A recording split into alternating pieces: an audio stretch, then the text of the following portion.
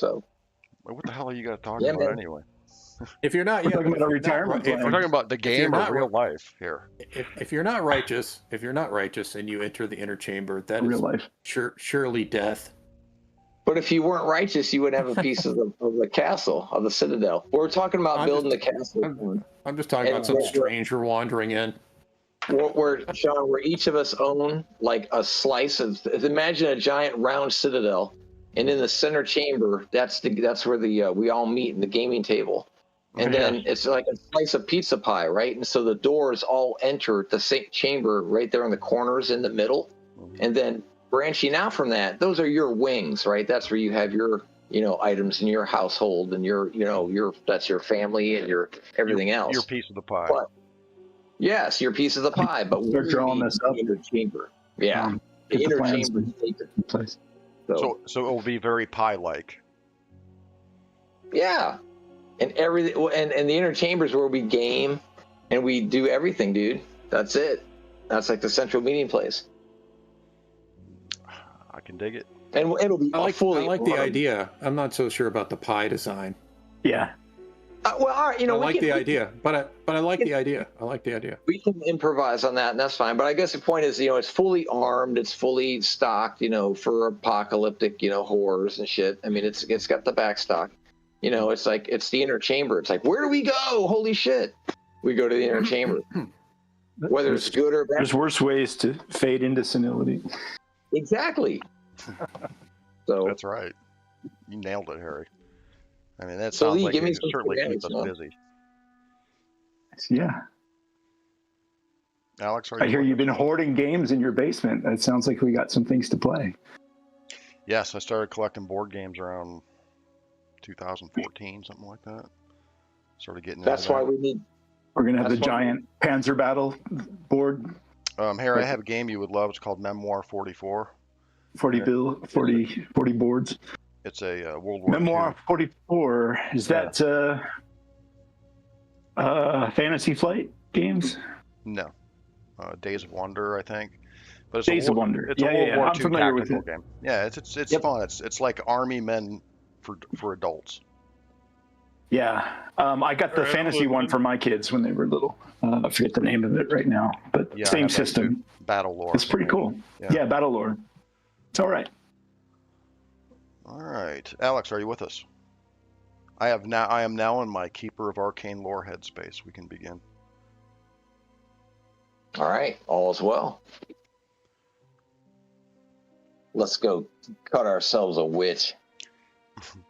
In the way of a recap, We're wandering around some woods still right now. Is that what we're on to? Yes, we are at Amelia Court's estate, at the Court Manor. It is October 5th, 1925. And we were hearing It's Thursday afternoon. the wail of hounds in the distance. Yes. Love it. Jackals, I believe. Speaking of castles, Tom, you may have seen my description Jackals. in Discord that although your afternoon here at her estate is rather unsettling, the baying of the jackals and such, and her telling you about the weird shit that's been happening to her since this whole witch papers thing broke open. The property here that she has is lavish and kind of surreal because it's basically an old castle built in the early 1800s by her father. And it's essentially a walled fortification. It has gates and doors that can only be opened sequentially, and even battlements overlooking a functional moat. There's a living area. It's very nice and more modern, but all of the rooms and corridors and stuff are sort of encroached upon by the cold and stony decay of the surrounding castle. Cool. Hold on, let me turn this off here.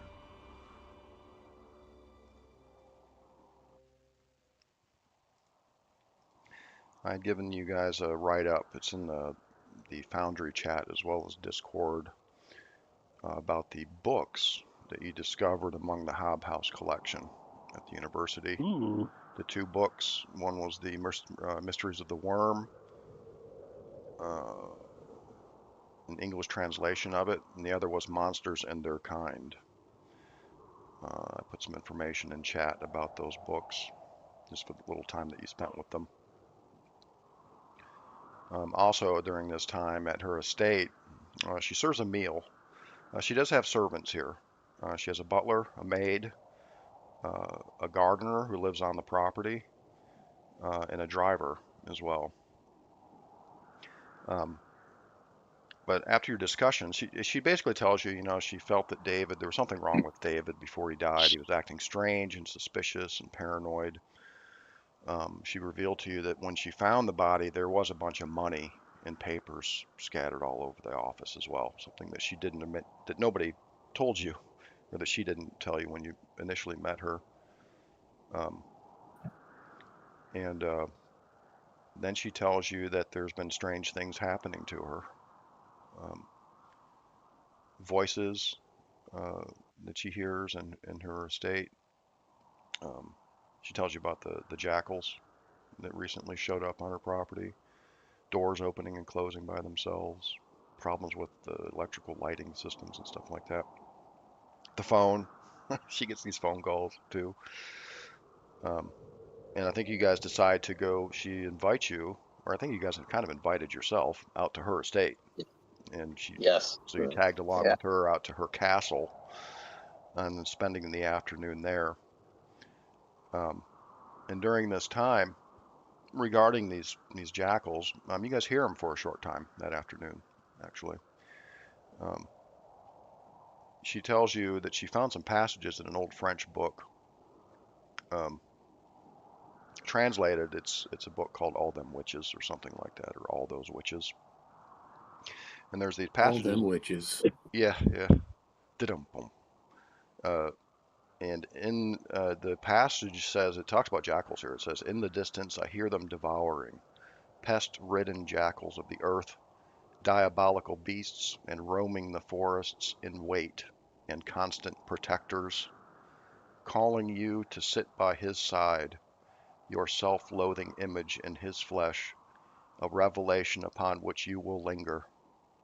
And the next passage says, "So, in cold touch now inhumane, every waking hour, awaiting a reverie to unfold, and now they are calling me, louder by the minute, the baying of the jackals, calling me back to my home." Fuck that. And the passages describe these as writings. There's supposedly these collections of writings of these witches that were put out, during the big witch hunt craze, like in the late 1600s, early 1700s. These are supposedly writings of some of these witches.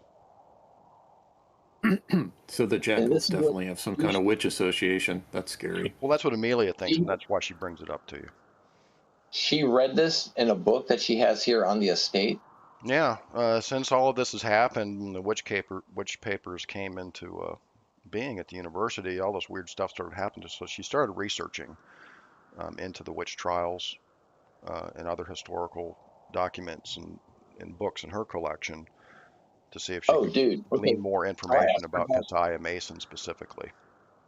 I asked her how old her place is and does it have connections to the old ways and those trials and the Masons in any way. I mean, tell me the history of this place. Yeah, no, actually, this place was built by her father in 1812.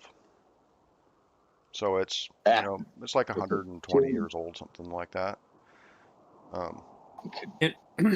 In her research, has she found any type of protection against witchcraft or protection against spells? Any type of wards or anything like that? We clearly need them. She looks Jimmy at you says, kind of askew, Jimmy, if you're asking something like that. And she says, up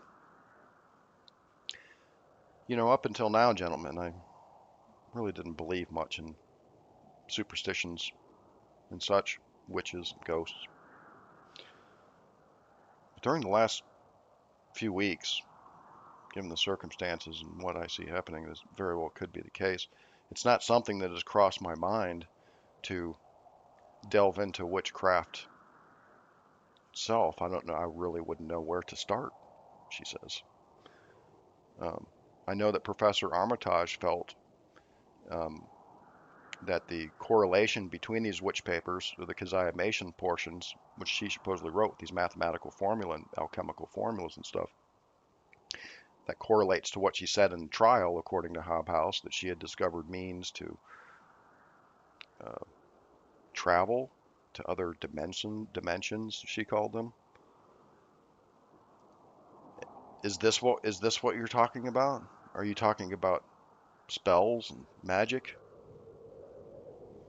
Correct. Yes, She said, absolutely. Surely there's something to protect the users of these books.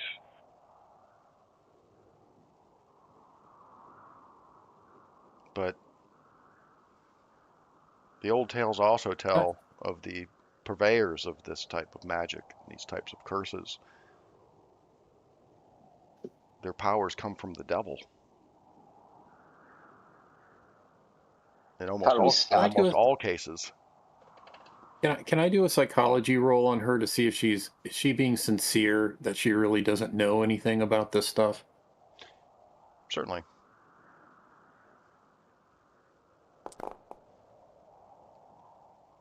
$28. Yeah, I mean, she seems to be telling the truth, Jimmy. No nervous twitches or body language or anything. As a matter of fact, when she realizes that you're really talking about, magic here, like, can we learn some magic? She's a little bit shocked and That's what I'm wondering. a little taken That's aback kind of what. by it, as if Yeah, that's kind of what I'm. She gives you that look, like, are you serious? Kind of a Yeah, thing. that's what I'm wondering. Was that reaction sincere? You believe so? Seems to be. Okay. Maybe, yeah. You do Maybe. get a sense, though, that she's a very intelligent young woman as well. Right. Sly, she is. Okay. I ask her, do you know how to stop it? In your book, speak of that. How do we stop it? She says, I don't know. Like I said, I don't even know where to start. If you're talking about real magic, sorcery, it is something I suppose I could delve into. She's looking, you guys are in her study, and she has a pretty extensive collection of books. She says, I'll see. There are some sources that I could check. And she makes herself busy for a little bit, gathering some papers and looking at her catalog of books and such. Yeah, look around the room. In the study, is there any, like, binoculars laying around, or?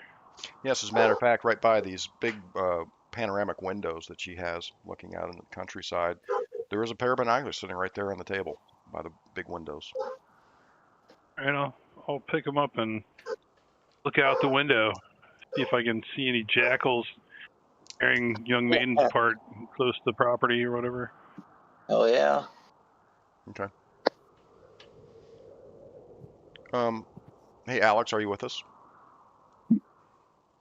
Yes, I am. Okay. There's a point during this time as you guys are having a meal. Bear's looking out the window. And there's not really much of a view, Bear. It's kind of stormy today. It's kind of foggy out there in that tree line, but you can see the forest a couple hundred yards away. You don't really see much. You see a couple horses out there. Harry, Walter, you have to leave the room to relieve yourself at the water closet just down the hall. As you're doing so, you hear above you, this is Walter standing in the water closet. You hear above you, and Amelia gave you a tour earlier. There's like bedrooms and stuff up above you on the second floor. You begin hearing the sound. It sounds like children's laughter. Like several children laughing. Almost like they're playing. Like, It's never good. Okay. He'll try and finish up as quickly as possible and get back to the group. Okay. Don't zip yourself up. Yeah, you wouldn't want to fumble that roll right now. Mm-hmm. Barry, you're not seeing much out there. There's all these horse pastures, leading up to this tree line out there where this forest is on her property. She has some outbuildings. There's a barn, a couple barns actually. You see her old truck sitting out there. You're looking out back, behind the property from a third-story window. Okay, well, I'll set them down since I'm not seeing anything. Oh, one thing I didn't mention too, it's kind of important. She revealed to you guys when you got out here that she has been doing research into Keziah Mason specifically.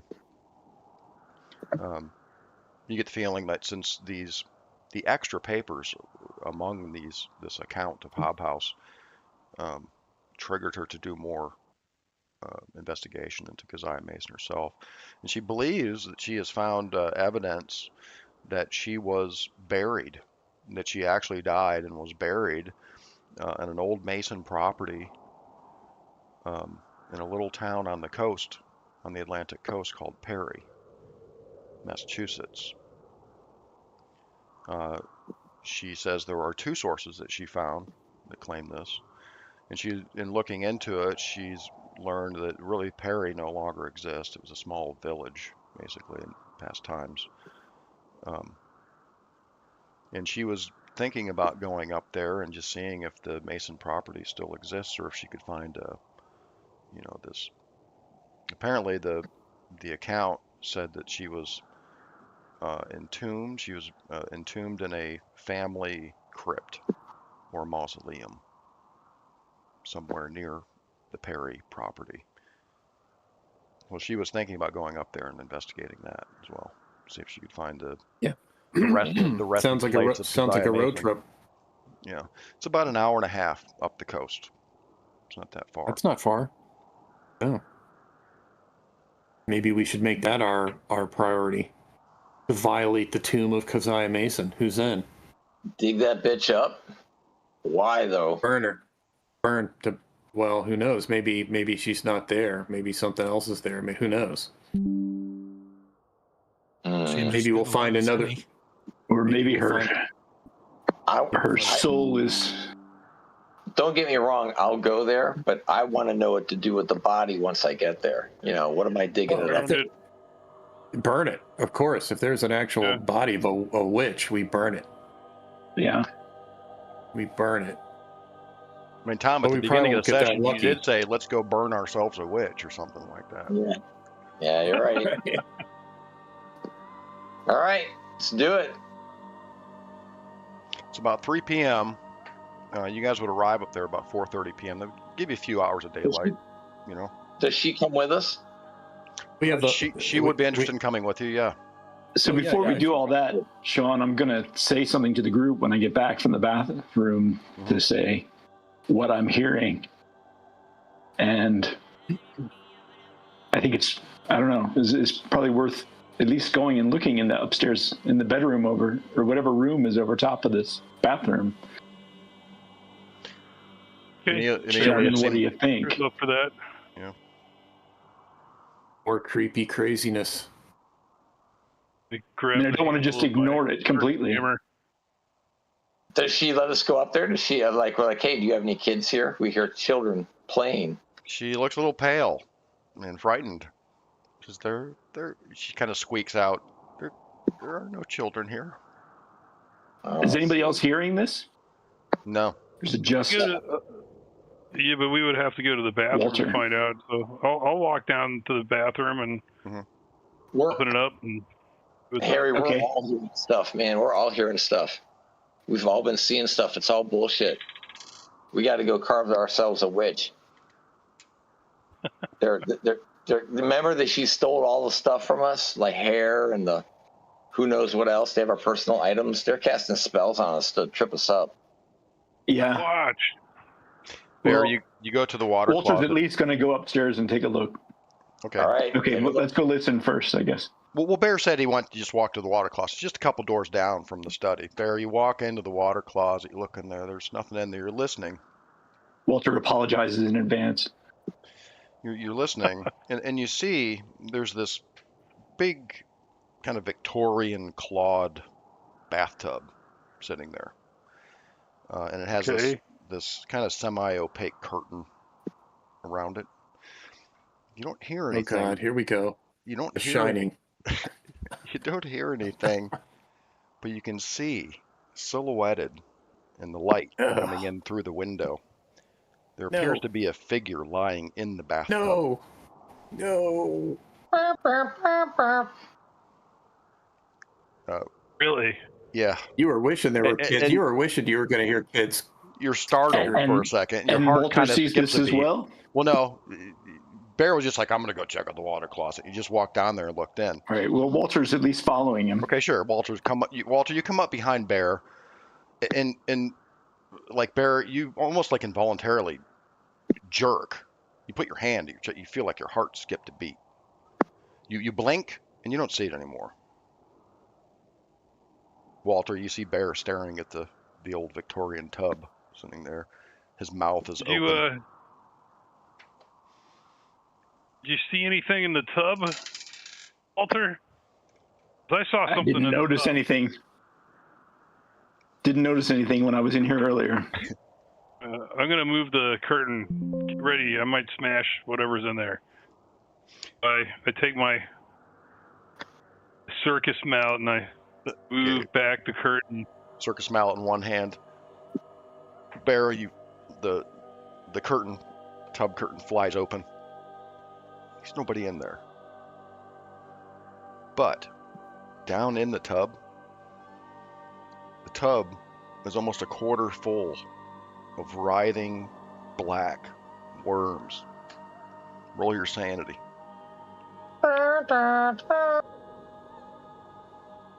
And Sure thing. Bear's like, he exclaims some horrible profanity.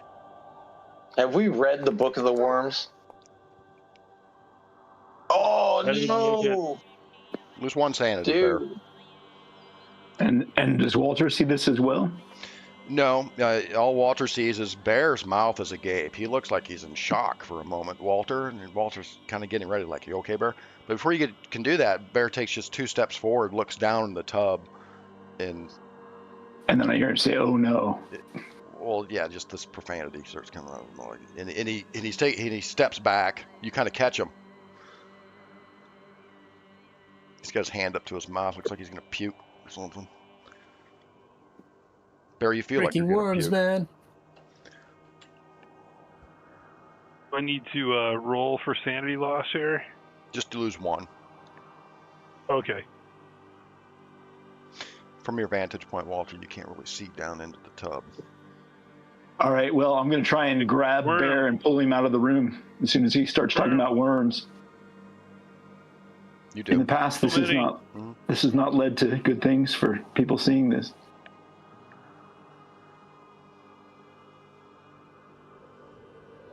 I try to get a hold of myself, kind of flap my chops a little.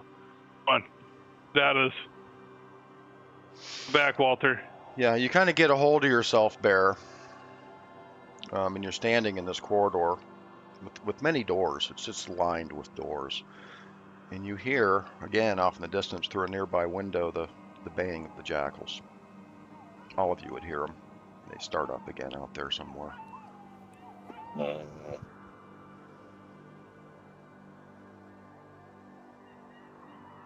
Where were the jackals supposed to be calling us to? What was that verse we heard? It was calling us to where? Calling you home, Tom. Mm-hmm. It says, every waking hour awaiting a reverie to unfold, and now they are calling me, louder by the minute, the baying of the jackals, calling me back to my home. Fuck that. Supposedly All right. written by witches. I think Chandler would have assumed that based on my prior experience with Dr. Chandler. Mm-hmm. Yes. Tricked by witches. Amelia comes out into the hallway. Mr. Barricade, are you okay?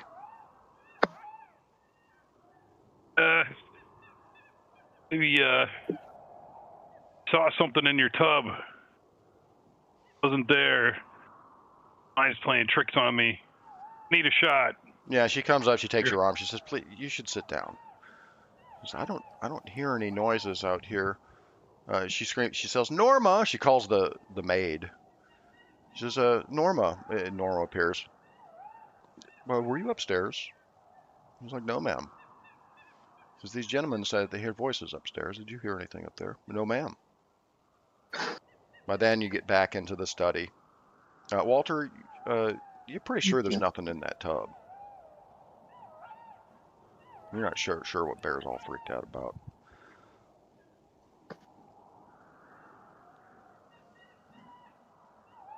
So, Bear, you take a seat. She gives you some brandy.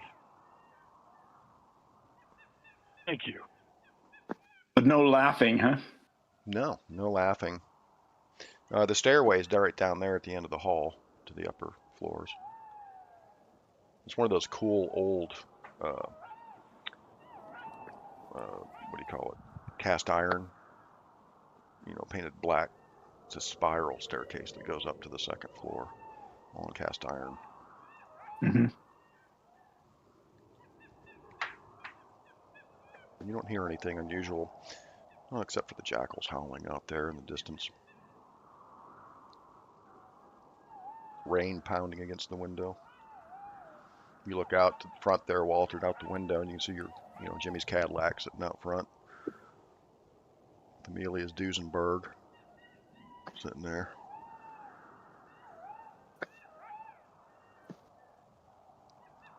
All right. Well, yeah, I don't What time of day is know it what now? other people are going to go do, but Walter's at least going to go upstairs and try and find the room over the bathroom and check. Okay, it's about 3 p.m. Kyle. Okay. You should probably go with Walter. Don't go by yourself. Are you telling anybody you're going, or are you just walking out Yes. of the room? Yes. Okay. He's happy to have somebody come with him. I don't think you can be me. I need this brandy to get myself under control here for a minute, but Okay. And it is a dim and dreary day. It's rainy, overcast. So Bear and Walter make their way up the spiral staircase to it's the third floor here. And again, you see this corridor, these row of doors. There's like 5 doors on the right, 5 doors on the left. To your immediate left, you can see one of the doors is open into what appears to be an old water closet that's kind of torn apart. Looks like it's been renovated, or is in process of being renovated. Looking down the hall, you realize to your right, like the third door to your right, would be right over the bathroom. The door's unlocked. You open up the door, look in. It's a fancy bedroom, kind of decorated in old Victorian style. Feather bed, everything looks clean, immaculate in here. However, there's 2 windows in the room. One of the windows is open, and there's rain coming in. You can see this kind of puddle forming on the floor, on the inside of the window.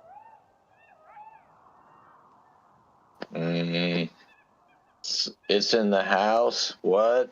Just then, Walter, Bear, you're like, Walter looks at Bear looks at Walter, look back at the window. The window pane slams shut. Crack. okay, I've got a cigar lit, and I blow a big puff of smoke right at where that is to see if anything comes out of the smoke.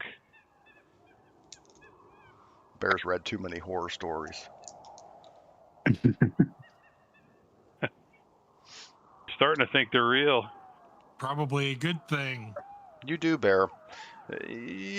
Not the result you would expect in your current state of mind. But both of you, Walter and Bear, you begin to this scent, this odor in this room suddenly occurs to you. It smells like lady's perfume.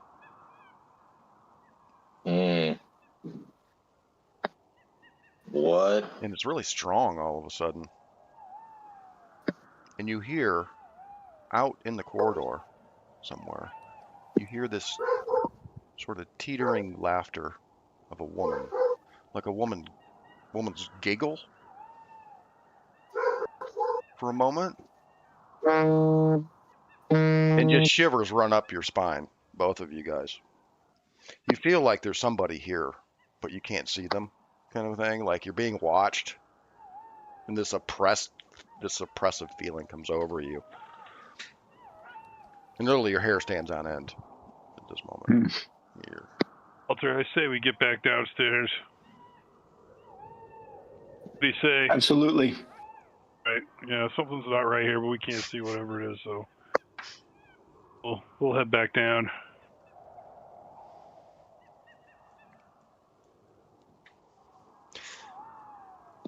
So again, it's about 3 p.m., a little after 3. Amelia settles down into looking at some books and stuff. She's, as suggested, she's like looking maybe for references to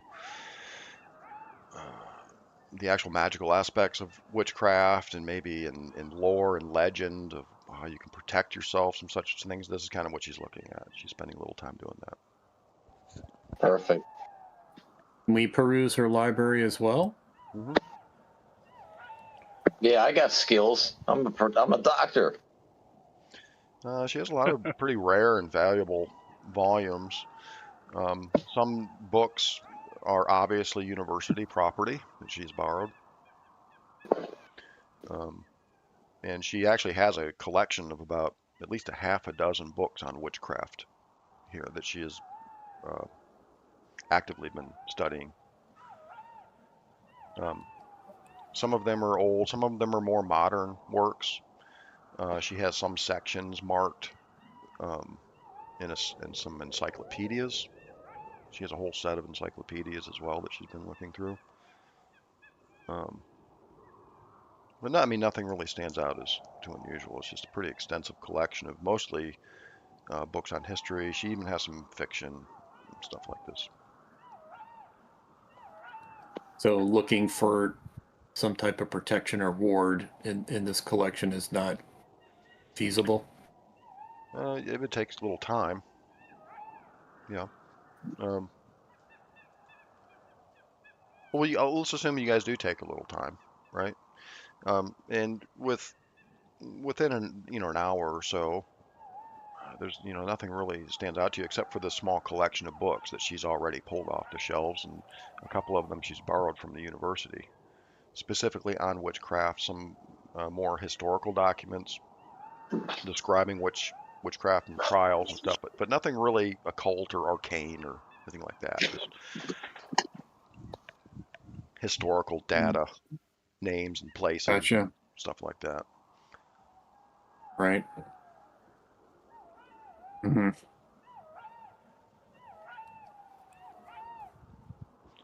Well, besides going and doing some jackal hunting, I guess the next move is to go check out this tomb.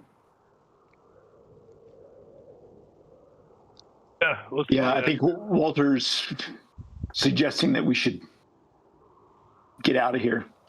Like, the witch is here. It's pretty creepy, man. Yeah, you guys are all pretty creeped out in the last hour or so.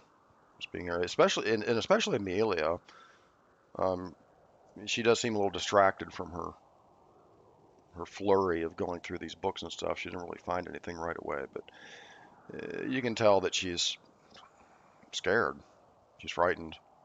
She insists on going with you too. She didn't want to stay here alone tonight. Of course. She's thinking of. Who could blame her? Yeah, she's thinking of telling her staff just to take the night off, and she does. Dude, that's good. Tell her to bring books or something she might need. Yeah, she agrees. She can take, on the way, since it's an hour and a half drive up there, she can take some stuff, and on the way she can see what she can find. We take the full kit, man. We've got the gasoline, the gas cans, the dynamite, the axe, the Tommy gun. I'm sure everybody's fully kitted out, right? Mm-hmm. Yeah, and Jimmy's For Cadillac sure. can certainly accommodate all of you. And crucifixes, of course. Oh yeah, don't forget those. Everybody has a crucifix, right? Yep. Yeah, we give one to Amelia. Here, put this on. She puts it on, no questions asked. We don't know if it'll help, but what the hell? She Then I also, make the sign. Then I make the sign of the cross. And you see, she also brings her pistol. You know, she has a good, she has a revolver. good, wise. Oh, awesome. Stashes it Jimmy's away. impressed. Yeah. Because you can't be too sure about things, you know. Yeah. Okay. So you guys pile into Jimmy's Cadillac once again. We make sure we have a pry bar. Pry bar. Okay, very good. Yeah. Big iron pry bar. Yeah. And some And shovels. some wedges, and maybe and wedges, and a couple sledgehammers. Yeah, don't forget the shovels. Yeah, shovels too. All right, so you pull out of the Court Manor, driving down these country roads for some time, heading up towards the coast. The weather is foul, Eddie. It's kind of slow going because you're forced to take a lot of these back roads, you know, to get to the main highway that goes up there. Eventually, you get up to the highway, and you can see the coast comes into sight. You can see the Atlantic Ocean, you know, off to the east, to your right as you're driving north. That is to make us feel better, right? Oh, the ocean. Or no, it doesn't make us feel better. I don't know. Things lurk in the ocean. All right, Dr. Chandler, always with the positive take. What did you say, Tom? Things what? Things lurk in the ocean. I'm not comfortable seeing that body of water at all, dude. It freaks me out. Yeah, the ocean is just this gray mass, really. And every once in a while, you'll see a flash of lightning, you know, out there. But it's just a downpour, black clouds out there. Sun is nowhere Random to be tentacle. seen. Yeah, exactly. The tentacle. Eventually, according to the map, Jimmy, you know, you're sitting in the passengers. You're the navigator. You're looking at the map. You should be right around the area where Amelia said that Perry should be located. You take a county road right up to the ocean, and this road is kind of skirting this embankment that goes down to this beach, pretty far below, a few hundred feet below you. And looking up ahead, you see this crossroads, and scattered around these two roads that meet, you see these old dilapidated buildings. And Amelia says, "This must be it." And she points. And as you get up to these crossroads, you can see these partially collapsed buildings. They look like this was maybe a town or a village at one time. There's about a dozen of these buildings, but it's just all in ruins. It's probably been sitting here for 50 years or more. It's completely abandoned. You see some old road signs just tipped over, you know. And Amelia says there's supposed to be a road, this road that goes along the coast. And if we take it north of Perry, this is where this Mason estate, this Mason house was supposed to be. So you guys continue down the road, past the crossroads, and the road winds down into this low elevation kind of valley, you know, and some trees spring up. There's kind of going through a forest, really, for a little ways. And then you start driving up this hill, and the road forks, and the right fork goes more toward the ocean. So Amelia says that must be it, because it's supposed to be right, you know, near the coast, in this house. So you're driving up this steep hill, Eddie. You're having a little trouble. It's muddy, you know, and wet, it's slick. I got it. I think you got it, but let's make a drive roll anyway. Sure.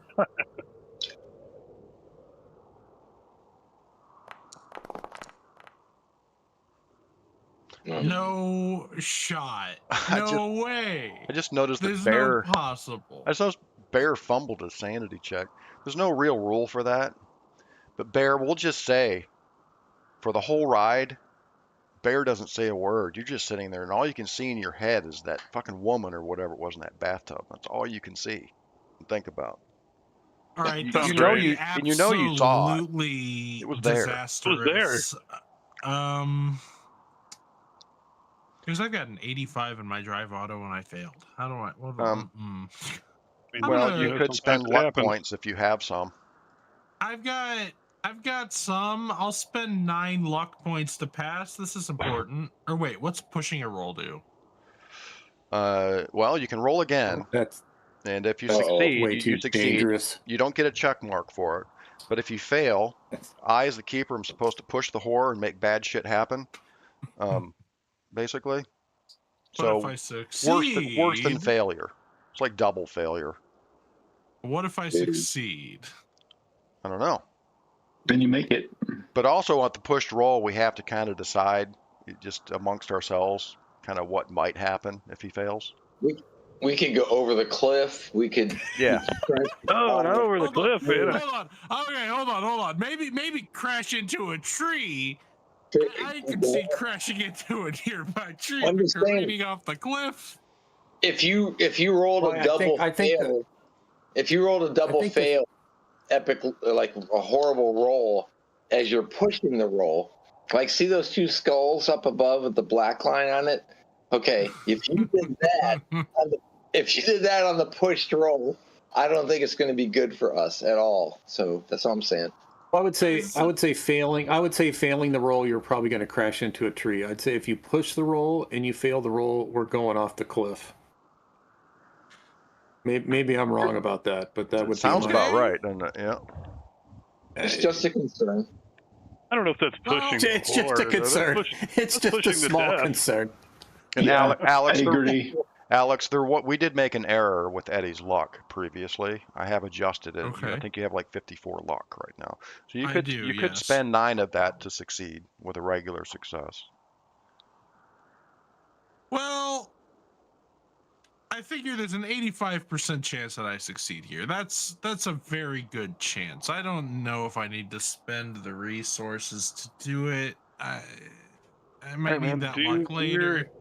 Sean, thing. wait, Roll it Sean, again. Can he use luck points on the pushed roll? No, I don't No. think so. No. Well, are you sure? Yeah, You look that up. I don't believe you. You No can't way. you can't use luck on push I don't rolls believe you. or sanity rolls Or sanity rolls. or Yeah, power that- rolls. I think that's I all don't right. believe you, Dad.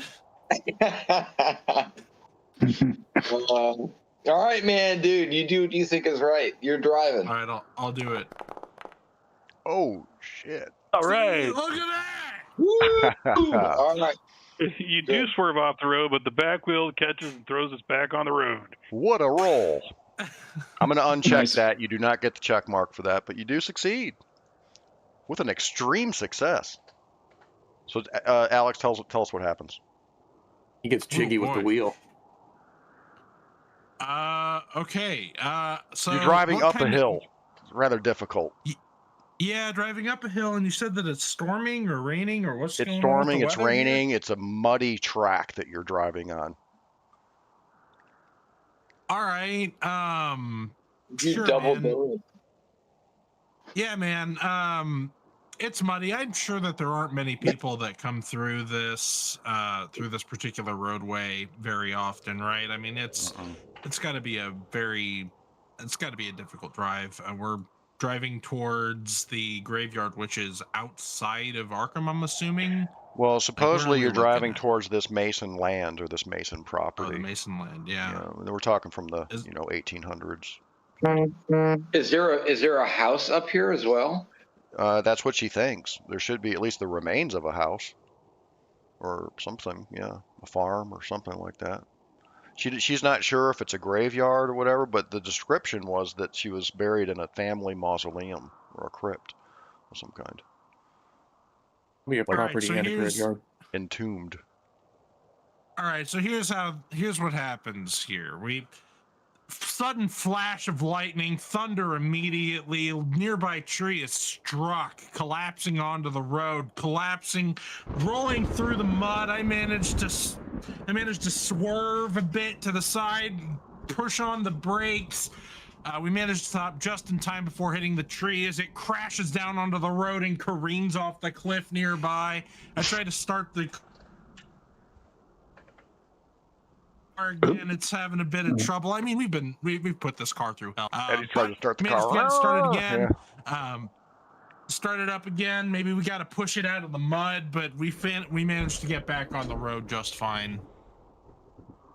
Brief excursion with horror there, but we're alive.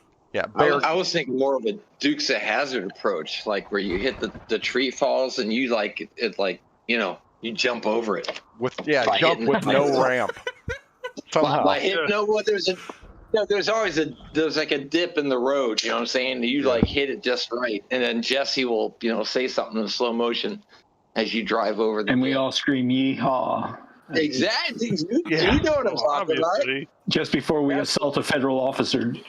Jimmy, right. Yeah, Jimmy, your Cadillac just crashes into the ground as the car lands, and everybody's like, whoa! Everybody bumps their head, and you start hearing this kind of horrible squeaking sound coming from like the front left wheel, but it's still going. Good driving. Yeah, it's still Good running. driving, man.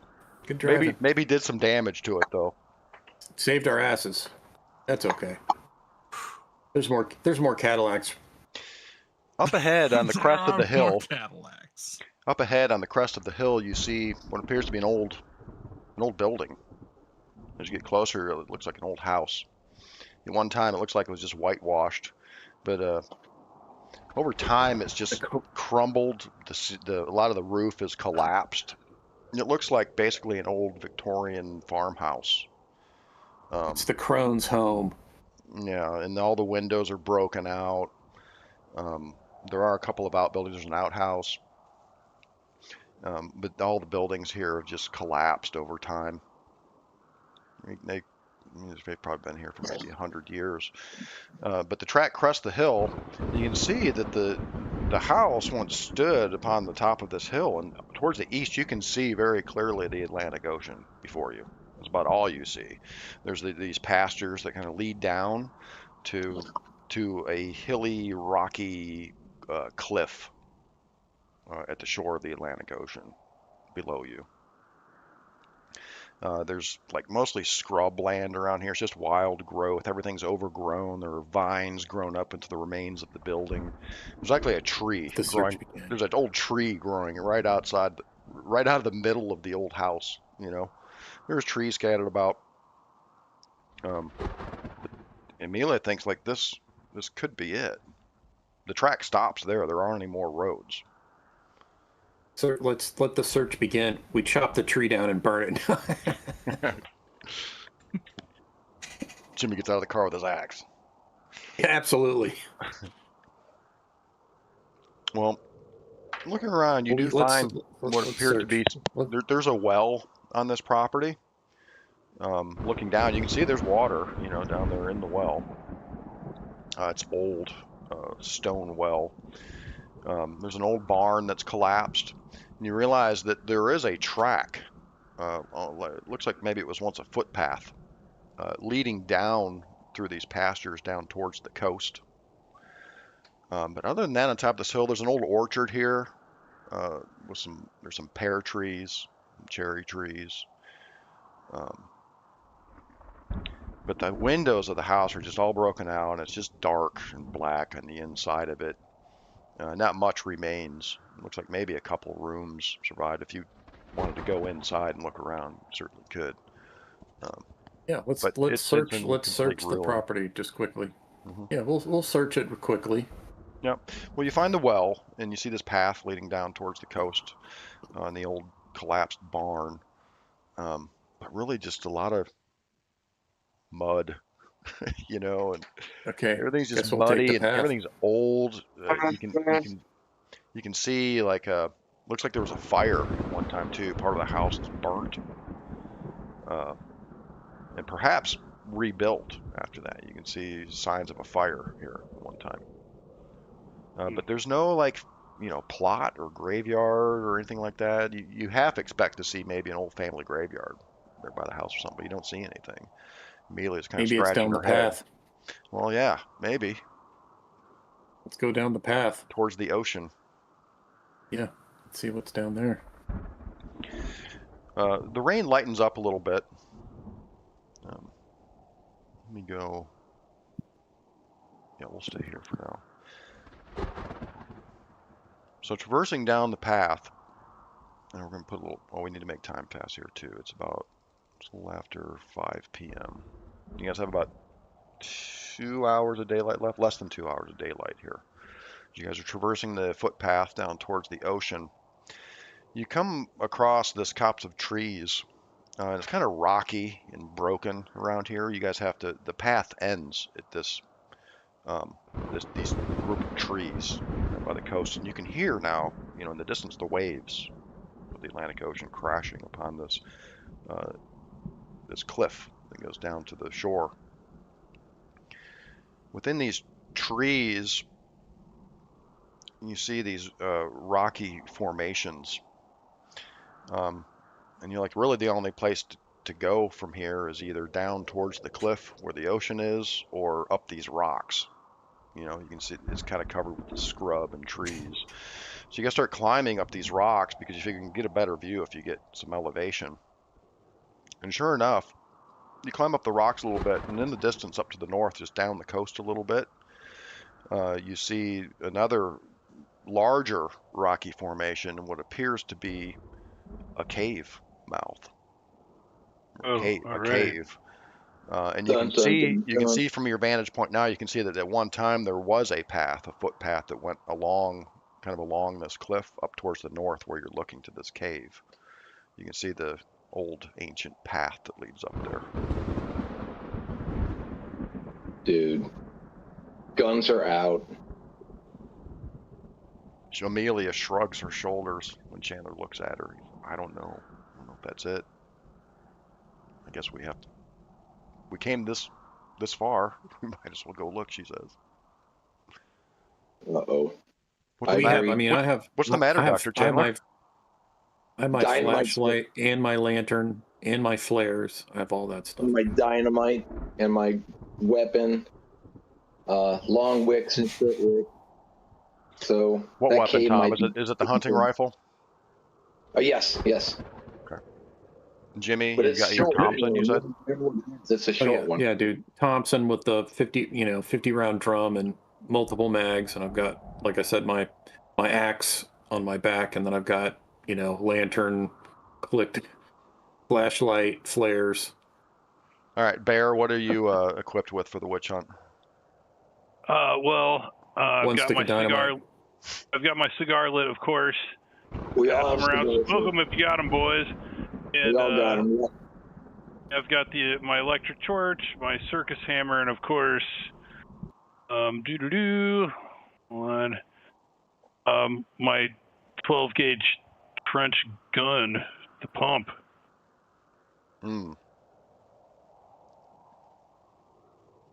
Oh yeah, the off-brand gun, yeah. Yeah, exactly. All my stuff's off-brand. Make a lot of money being a strong man. You got to get the deals while you can. This Francois brand shotgun, well, it's failed me a few times, but on the other times, it's been phenomenal. We'll have to review the rules for it if it comes into play. Of course. Harry, what was Walter equipped with? What's he lugging up there? Well, we talked about bringing a shovel and a pry bar. I'll help with some of that. Let's see. I'm sorry. Let me look at my equipment list.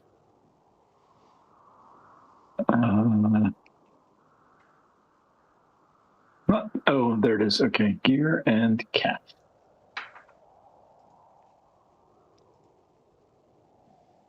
I don't think we have much in there, Harry. Just use your imagination, though. I think Walter, if I remember, he's got like the base handgun rifle stuff. Jimmy would certainly have a spare if you wanted to arm yourself with a gun of some kind. But other than that, what would Walter equip himself? I think he would think he's probably better with a shovel and brawling. So he's going to carry that shovel and the pry bar. Great.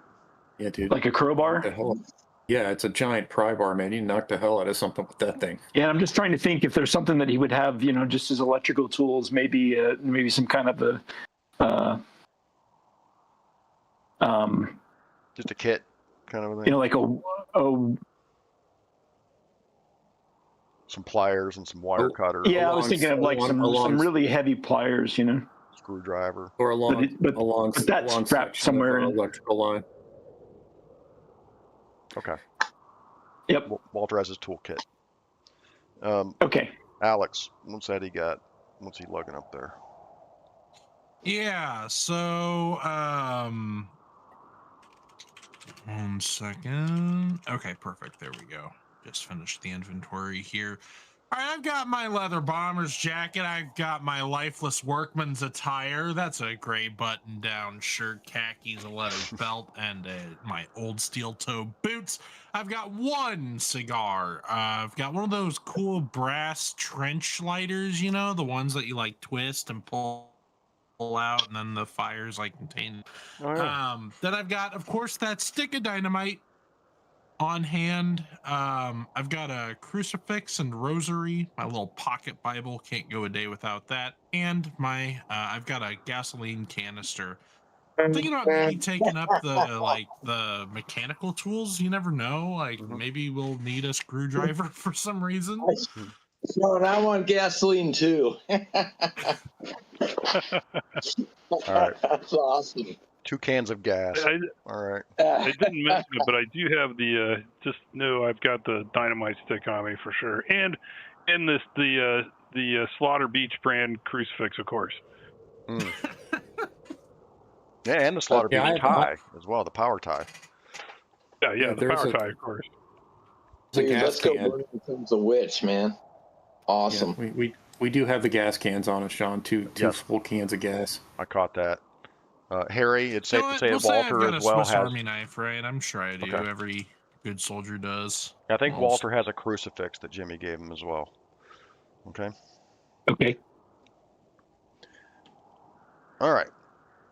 So you guys begin walking up this path, and again, you can hear the waves, the ocean. Getting up to the mouth of this cave, you can see evidence of the cave mouth having been widened at some point, because it's kind of squarish looking. They've squared off the entrance to this cave, so you can see like the work of man has been going on up here.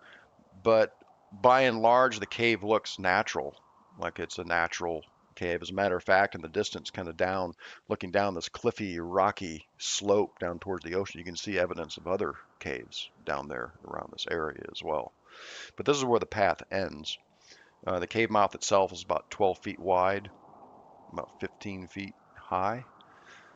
And you can see that there's a passage in there when you enter that almost immediately kind of turns and curves around to your left or to the west. So you really can't see too far into it because the passage kind of turns on the inside there.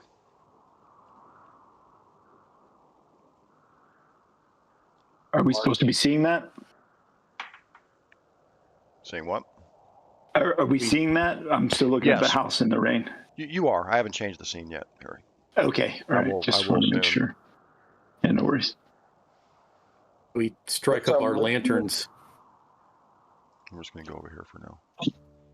Oh, yeah. I guess we should all also have like a kerosene lantern or something, right? Oh, yeah. Yeah. I've got Jimmy my has a electric lantern, torch. a flashlight, and flares. Okay. Yeah, and he's got like them tied to his feet, his hands. So Jimmy's got a lantern. Who else has light? I love it, but I've got a flashlight. And I have a flashlight, and I have flares. Okay. Yeah, I've got a good old fashioned hand torch, sure. Bear, shining that flashlight in there again, it's kind of hard to see. But it looks like a natural cave. You're not seeing much evidence of this being like chopped out of the living rock or anything like that. This looks like a natural cavernous looking cave. And you can see the floor slightly begins dipping down in elevation as you enter and turns to the left. The passage is wide enough for maybe 4 or 5 people to stand abreast in. It's pretty wide, pretty large. Ceilings between 15 and 20 feet high, probably.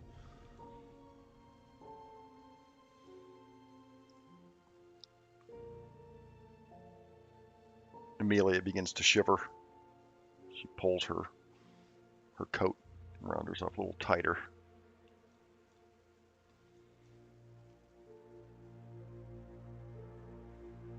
How would you like to proceed?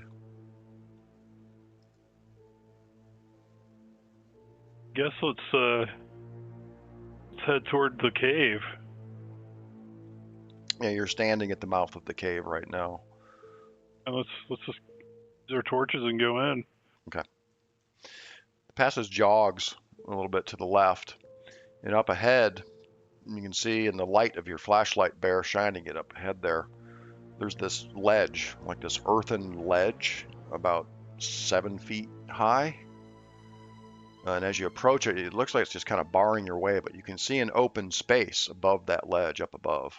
It's about 7 or 8 feet high. It looks like you have to kind of climb it, but it's made of earth and dirt, like a rocky earthen ledge that you're looking up at, or standing at the base of, I should say. Does it look stable enough to climb up? Yeah, I mean, there's not many handholds or anything, but someone who's in reasonably good shape could probably climb it. As a matter of fact, I'm going to set this up here. We will change scenes here in a minute, but let me set it up. Give you guys a little more of a visual representation of what's going on here. I think you guys will like this.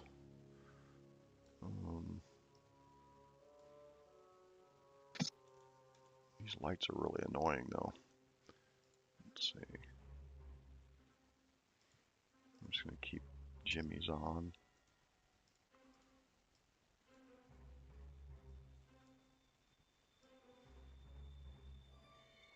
Okay, here we go. All right, I'm going to load the scene.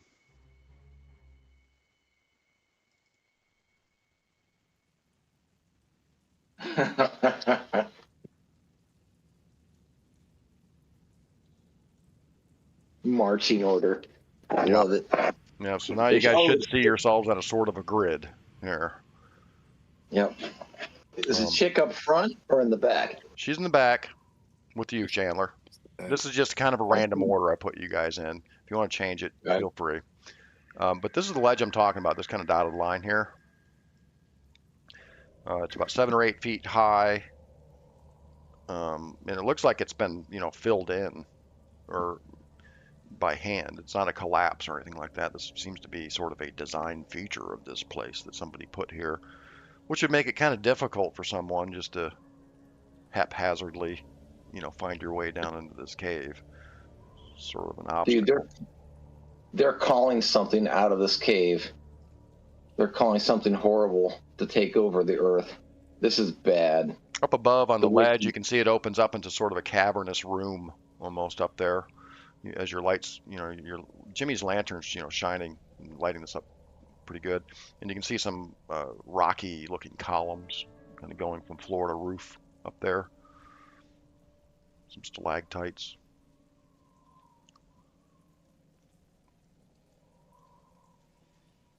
What's down below? Is it water or is it just endless earth or is it bottomless? Well, you mean the floor? Yeah, after over the ledge, or it's only 8 feet down. He said. Yeah, the ledge is above you, Tom. So it's not like a ledge looking down. It's a ledge. You're looking up at a ledge above you. That opens into a room above you. Oh, I get it. Yeah. I'm sorry. So we'd have to be lifted up. We'd have to you'd have to climb or climb up. Yeah. Or I guess we could put a piece of dynamite into the big earthen mound and blow it all to hell. Yeah, and generally the environment down here, everything's pretty rocky. There's gravel on the floor. It's wet. There's water kind of dripping down the walls in places. There are pools of water, muddy water on the floor that you're walking in. And there's this really kind of musty, earthy smell down here.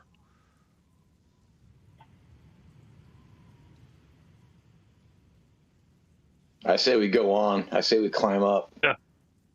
Let's do it. Who's This going in here by first? accident. I mean, given this passageway kind of narrows here a little bit. It's only about 3 yards wide, so one or two Does anyone people have at a good time. climb skill? Does anyone have a good climb skill? Because if I they think do, Walter they could does. they could climb up there and like affix a rope. You know. I've got a 20. So those of us who can't climb so well could maybe have a little assist. Yeah, whoever climbs really well, whoever has a good climb skill should go first and see what's going on, and then Yeah, you can fix the Walter will try and climb up there, Sean. Let's do a climb roll. I give Walter. Do we Walter have a rope with us? Well, we're Yeah, gonna yeah. we're gonna- I've Some got rope. electrical Oh, you got wire. rope? Okay. Oh, you got some electrical wire? Yeah. Cool. Okay. Yeah, make a climb roll, Walter. It's pretty slick, and there's not really much handholds or footholds on this thing. You might be able to manage it though. It's a good roll. And Sean, it's 8 feet high, right? About 8 feet. Yep. Okay. The roll is just to make sure you get up there without incident, of course. Walter, you arrive at the top of the ledge here. Kind of brush off your pants. Your hands are all muddy. You can see you're standing. Let me give you some light here because I think you have some. You're standing in this cavernous room. It's about what? 20 yards by 20 yards, like that. 60 by 60. And you see this one central column of rock in the middle of the room. And there are passages, very narrow passages, leading out of this cavern to your right over here and to your left.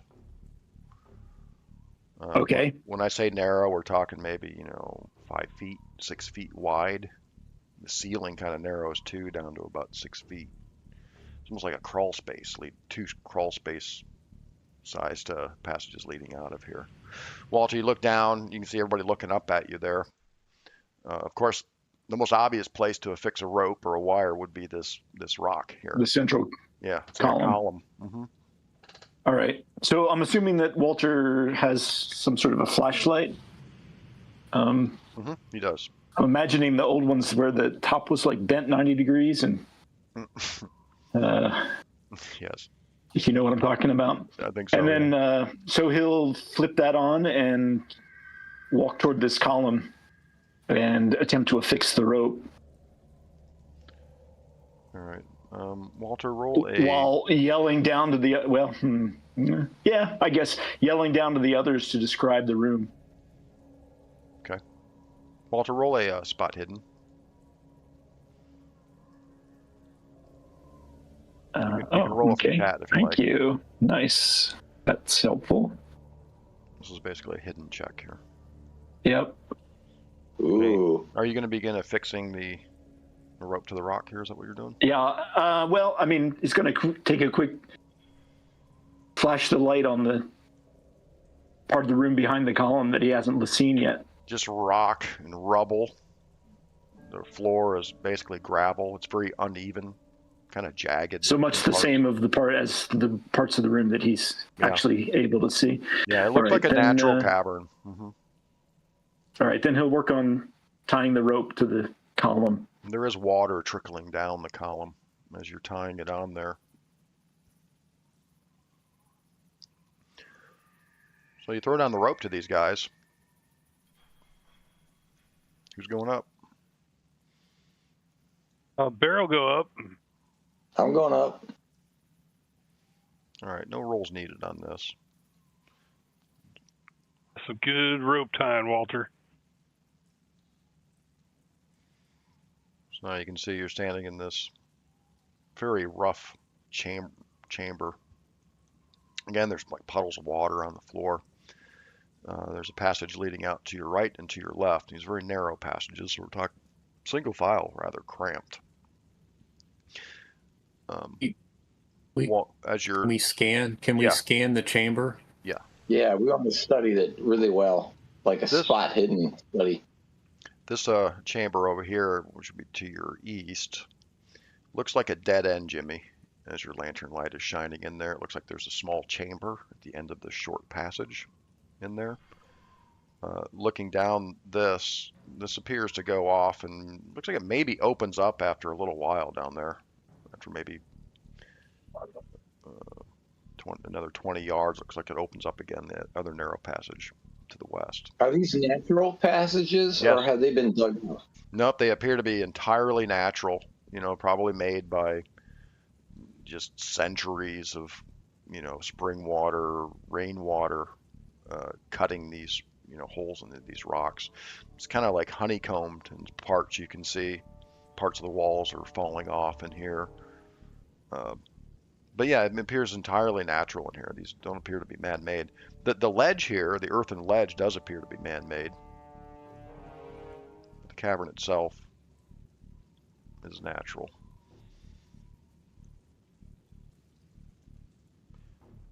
Perfect place to bury a witch, thinks Chandler. I don't know. There's the chamber. Has he searched the chamber or just looked in it? There's not much to search. No, man. I haven't It's just searched it. Yeah, it's a very rough. Oh, the chamber out to the east. Yeah, he hasn't gone in Yeah. there. You can just see that it opens up into this black space beyond Jimmy. Looks like a dead end, though. Right. Should we go check that out, Jimmy?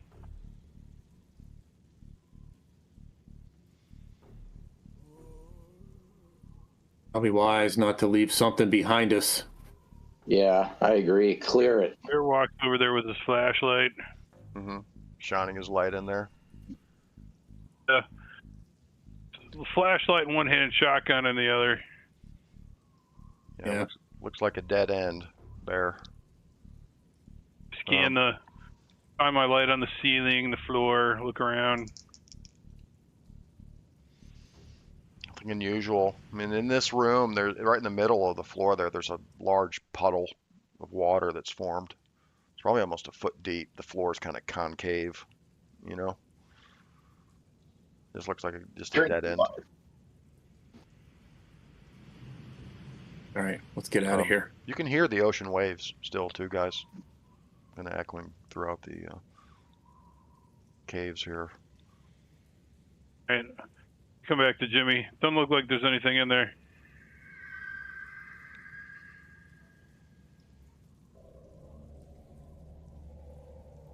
Well, that leaves this passage here to the west. Again, very narrow, single file thing. Walter, shining your light down there, it does look like it opens up after a little while there. It's just in parts you'd almost have to turn sideways, to traverse this passage. It's very narrow.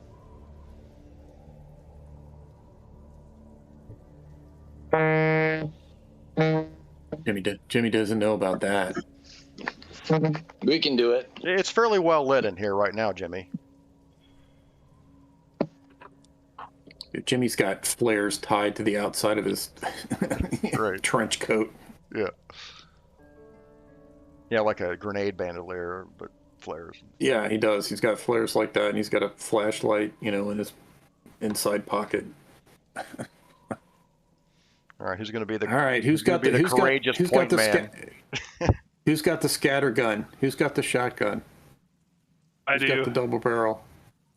Well, it's not a double barrel, but it's a trench gun. It's French. Close enough. It's French. It's the Francois brand. Francois. Yes. Does that There- make sense like for you to gun- be up front with the shoddy? Smells like, yeah, that's fine. It smells like gunpowder and French bread at the same time. Mhm. I'll be behind him with the Thompson and the lantern. Okay. Who's third?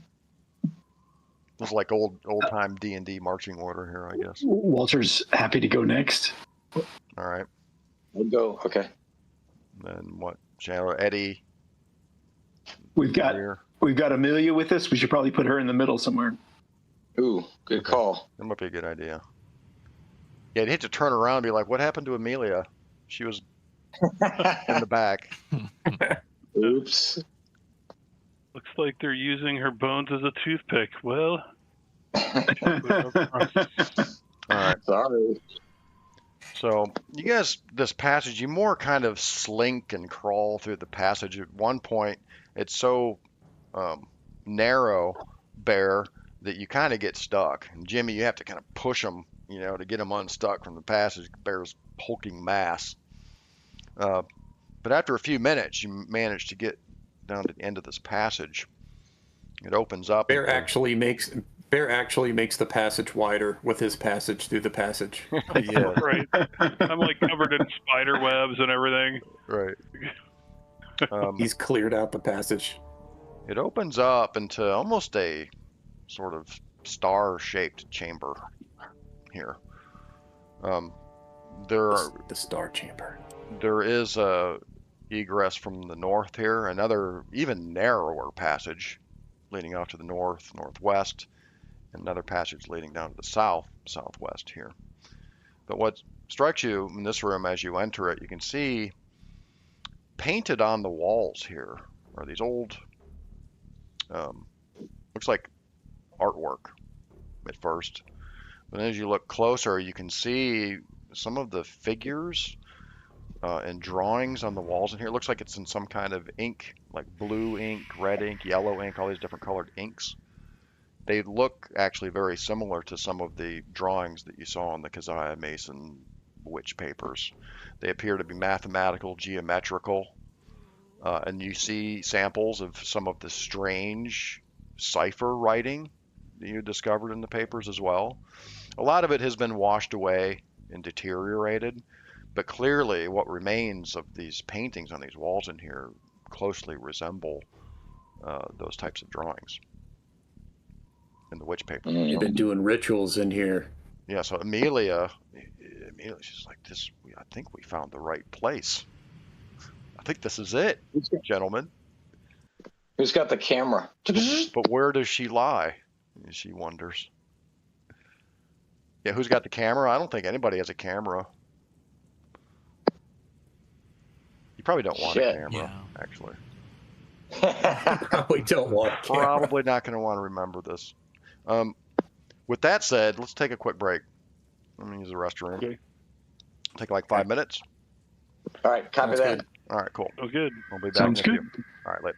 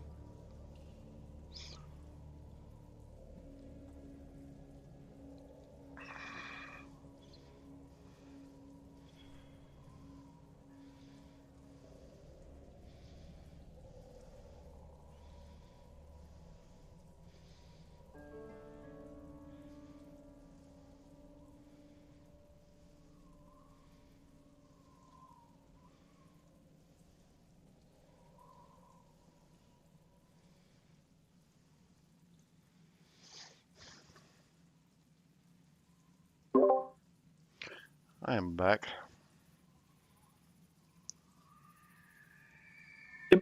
Ready. I hope so.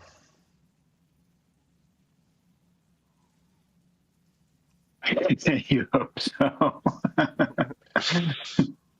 Well, then I don't know. Maybe I'm not. This will be fun. This will be fun, Harry. You're gonna like Yeah, it this. should be. It's going to be great.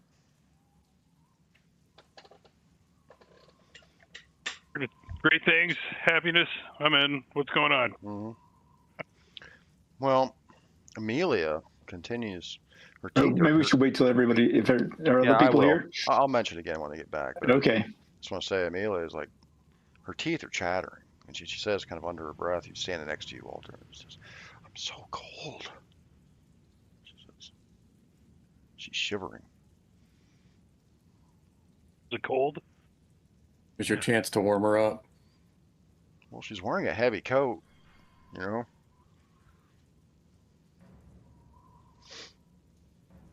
Who's she saying this to? So Nobody in it- particular. You just hear her say, kind of under her breath, she says, "I'm so cold." So we have a medical doctor. Nay. I mean, Walter can do the old check the forehead, see if she feels like she's got a fever or something. You do. No, it doesn't feel like she has a fever. Her skin's kind of cold and clammy, though. It's like she's in a cold sweat, almost. And her teeth are literally chattering. Oh.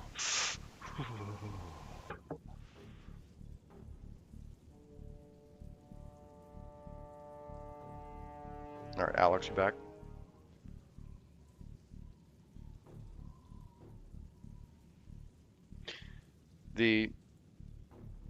I'll say kind of the general feel you get down here, you guys, is claustrophobia. It's pretty tight, like, and you feel like you've descended a little bit too. This passage kind of goes down at sort of a slight angle, and looking at the northern passage there, the very narrow northern passage, that passage looks like it goes into a steep climb, actually, after a few meters. Southwest Passage is pretty level, leading off to the west there. But yeah, you're getting this kind of feeling of just oppressive claustrophobia down here. The air is very still and stale. It just smells like a very strong smell of just like wet earth down here. Maybe some whiffs of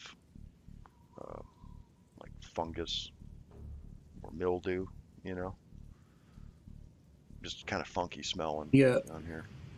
The passage that heads up, you said, kind of angles up.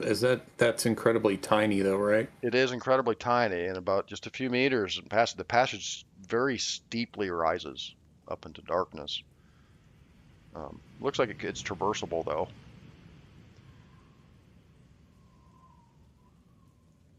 Tom, you back yet? I'm not sure about Amelia, man. Maybe we shouldn't bring her down here. Jimmy, you see Walter over there. He feels Amelia's forehead. He's like, "Well, you don't have a fever or anything. I'm so cold." Jimmy, you look at Dr. Chandler, and he's checking to make sure that the witch papers are still strapped onto his chest or his back or whatever. You can see his hands are inside of his clothing. But you can see Chandler as well is shivering. Like, and he actually puts his hand up to his mouth. He blows into his hands to like warm his hands up. And you can see his teeth are kind of chattering too. But Dr. Chandler also has this kind of cold feeling come over him as you're standing around in this star-shaped chamber.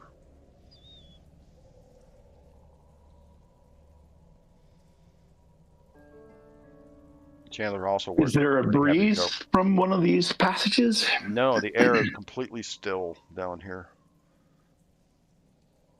All you can really hear is just the crashing of the waves kind of echoing through these caves down here. Oh, you do also see some evidence looking around of bats living down here as well.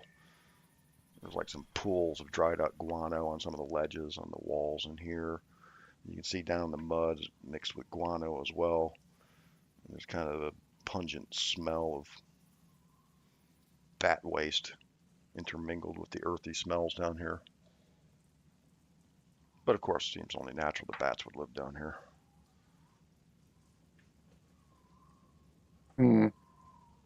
Well, with Now, Dr. bat Chandler and monkeys is a Amelia whole other feeling like thing, this. Walter. Yeah, bat monkeys. Oh, God. I'm kind of concerned about Chandler. I'm kind of concerned. I voiced my concern about Chandler and Amelia. Yeah, Tom, Amelia starts kind of under her breath. She says, I'm so cold. And her teeth are chattering. She goes, Walter checks her. She has a fever or something like that, but she has a cold. And Doc, you're checking your clothing, to make sure that the witch papers are still strapped to your body, which I assume they are. So your hands are kind of inside your clothing, but your hands just feel like ice, and you pull your hands out of your pockets in your coat and you're blowing on your hands just to warm your hands up, and your teeth start chattering, just feeling this cold shiver just going through your body. You just can't get warm, and you're wearing this heavy coat too, Amelia seems to be experiencing the same thing, the same intensity. Yeah, I don't like this at all. So it's because of the papers. So do we continue, or do you guys turn back? I fit in any of these passages? Oh yeah, with a little trouble here and there, but they do look traversable. Yep. Okay. The one that heads south isn't quite as crazy as the one that heads north, right? As far as the one that heads north does kind of slope up at a steep angle some way in. It looks like you'd almost have to kind of, grab the walls with your hands to pull yourself up through that section. But it looks big enough to go through. You would just have to kind of climb up there. So what do you think, ladies and gentlemen? Climb up to the north, the path that ascends, or this passage to the south? Does the passage to the south descend, Sean, or is it equal? It's decent. It's just it's more level. Yeah. More level. Does it look like foot traffic anywhere? Just mud and gravel. That's what I was asking. Yeah. As far as you can tell, nobody's been down here for some time, except for maybe the bats. There's evidence of bat guano and stuff down here. Looks like bats live down here. There aren't any present currently, but I mean, I say we keep going. Which way, north or south? I don't know. Somebody choose. We need a halfling. We could check the passageway to the burglar north first. Yeah. We could check the passageway to the north first if someone's willing to climb up there. Walter can climb up there. Yeah. Sounds good. Yeah, Walter. Wow, Walter's 56 years old. I didn't realize that. Awful young-looking 56 there, Harry. He's a badass. That picture was taken when he was. Oh, okay. The electrical looks good for you. All right. So Walter, Keeps you youthful. You've got your light with you here. You begin kind of clawing your way up this passage, and up ahead you can see it levels off after a little bit. You can see up ahead a small chamber with what appear to be two stone containers sitting in the middle of this roundish cavernous chamber. To you, they look like maybe undersized coffins. Like Don't be afraid to run back, Walter. Like, like children-sized stone tombs. So is the whole passage on an upward slope, or was there a place where there was like just the middle part? And once you get up the kind of tough part, it levels off at the end here. So you're standing, I don't know, about 10 yards from the opening of this chamber, looking at it with your light, and you can see these two small stone sarcophagi. I said, looks like, he'll yell back to the others. Looks like there's some sort of sarcophagus or sarcophagi up here. Kid-sized. They're small. That gets our attention. Now you can see they Sarcophagi? have, yeah, they can see they're pretty plain. There isn't any writing or engraving on them or anything. Just like a plain stone box with a stone lid, each of them. Probably about 5 feet long, Someone's got 3 feet wide. Someone's got the pry bar and the can of gas, right? Walter has a pry bar. I got gas. So maybe Walter can help somebody up. What sort of climb was it? Nope, no roll required. It's just a little Okay. tedious, kind of clawing your way up this, sloping passage. Your footing is not great either. The floor is very uneven. The ceiling, you have to crouch down. The ceiling's not even high enough for you to stand up in this passage. Well, if we're looking for some sort of burial chamber, we may have found it. Well, that sounds like what I came here for, so I'll climb up there. Okay. I think we should all stick together. Yeah, you do, Baron. You get up there behind Walter. As I said, it slopes up and then evens out, and that's when you can see the chamber up there that Walter's shining his light into. You see these plain stone sarcophagi sitting there, 2 of them. They look old, Okay. pitted. And the stone is just slick with water and wetness. You can see the water's dripping down from the ceiling in there, and actually running in a rivulet down past your feet down this passage. If there are bodies in here, witches, we have to cut off their head before we burn them.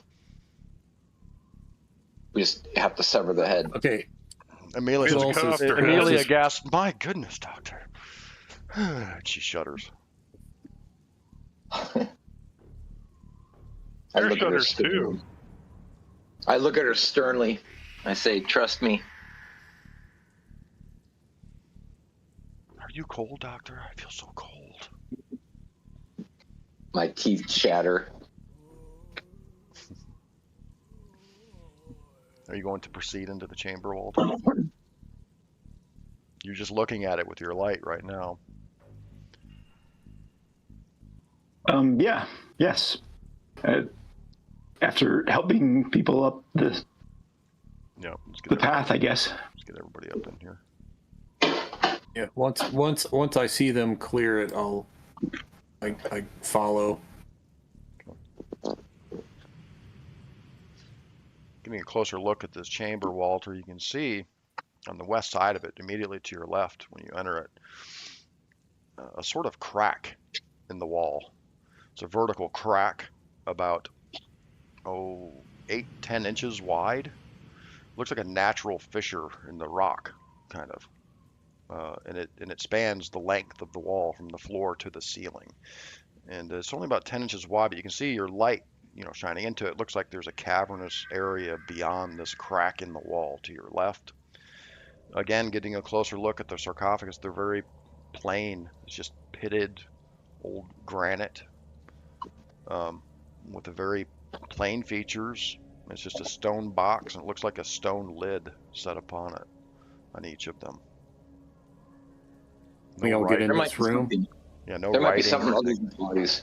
Well, it's kind of crowded in here for everybody. I would say maybe like 3 or 4 people could stand in the room, kind of like this.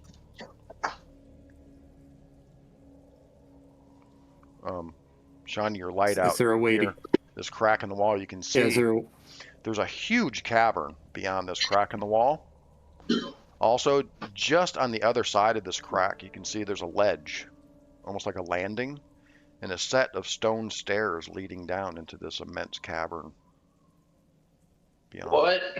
Yeah.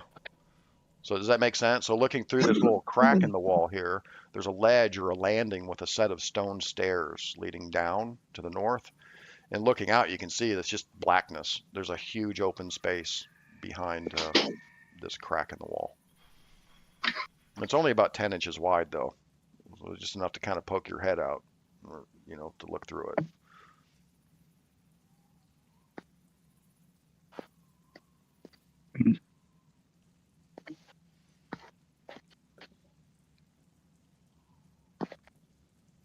All right, let's Again, these caskets or tombs are kind of undersized, like for an adult human being. They're kind of small for that.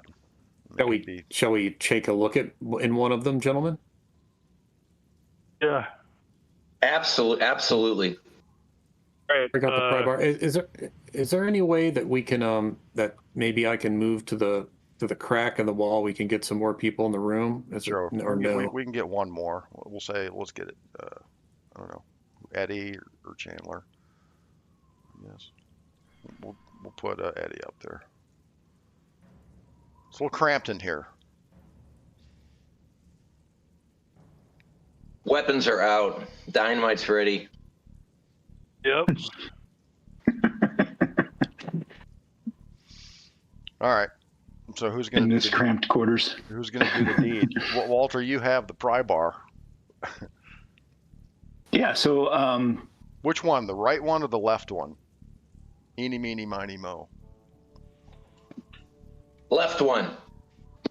is there decoration on these things? None. There's no writing, no decorations, no engravings, nothing. It's completely plain pitted granite. And it looks pretty old. It's been down here for a while, a couple hundred years at least. By the shape of the rock, anyway. And again, there's water dripping down on you guys from the ceiling in here, forming pools and puddles on the floor that are kind of running down in this very narrow stream down from where you came. It's wet, damp. Oh, more signs of bats living in this area as well. Right. Okay. Left one I heard. Okay. That was my instinct as well. So Walter will take the pry bar. All right. And there's a stone lid, I guess, that's obvious. Oh yes, you can see it. So You're able to get put the pry bar in there, and yep, you're see if able he to get can the pry open up. bar in between the lid, the sarcophagus, and you hear this shifting grinding sound as you kind of pull it up and away from the top. And Bear, you're there. Bear, you just give it just a one-armed, you give it a little heave-ho and push the lid away from it. So you're looking into the sarcophagus, and you can see the inside of it is covered with this white substance. Looks like maybe lime, probably, but it's still covered with this white substance. And you see bones down in there. But they're not human bones. What do you mean? It appears to be a canine.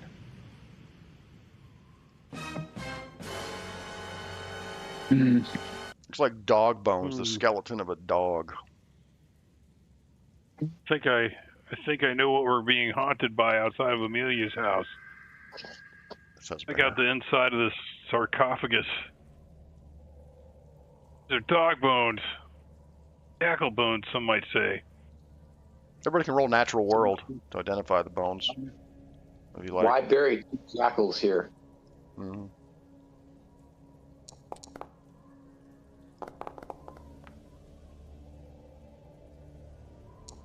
natural world. I'm glad to see I'm not the only one with just 10%. Oh, is that where we're rolling natural world? Yeah. Sure, why not? You never know. Mm-hmm. Just giving you the opportunity for a check here, essentially. But Tom, you're right, Chandler. Like, it is a largish breed. It's not a small dog. Given recent events, they could very well be the bones of a jackal, certainly. Why bury them here, gentlemen? What would be the point? Is the other one open? The other one too? Is that jackal bones as well? It is. Essentially the same. It's got the lime white substance in it with the bones of a canine. So what do we say? We pour some gas in here a little bit, throw a crucifix down on it, smash up the bones, and light it. All right. Well, let's wait. Let's wait before we do that. Maybe as we're leaving, we should do that. You don't want to smash the bones now. No, it's not that. It's just that, if we start a fire in here, do something like that, man, this is an awfully confined space. We should probably only do that when we're about to leave. No fire. Holy water, though. Let's sprinkle some holy water on it. I think there's a chapter in the Call of Cthulhu Investigator's Handbook on fire safety. That is a good point, Lee. Awesome. I'm not talking about the official anything publication either. Yeah, anything, we definitely should do that. We should definitely destroy these things, but maybe let's just go ahead and leave them where they are right now. Okay. Let's continue our search. Give him a mighty smash with my carnival hammer.